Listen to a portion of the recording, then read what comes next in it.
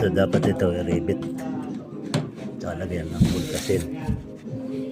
Pag malakas ang hangin, mayroong posibilidad na pumasok. Mga gilid na ganito. Ganyan nakaangat. Pag mahangin, mapasok yan. At dito mga nakasilyado naman eh. Silyado naman yan.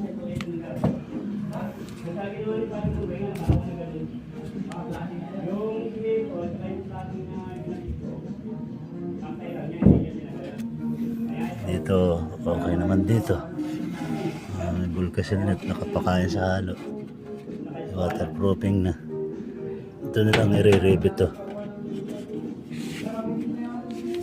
Pati doon sa kabila, ganun din. Yung mga nakaangat. Mga nakaangat lang.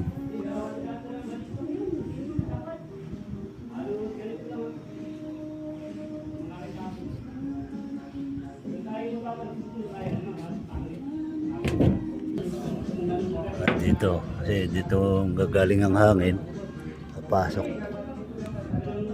Re-rivet lang to. Tapos lalagyan bulkasil. Re-rivet to.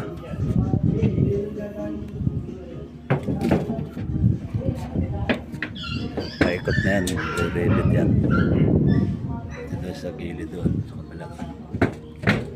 Sa sulok doon eh.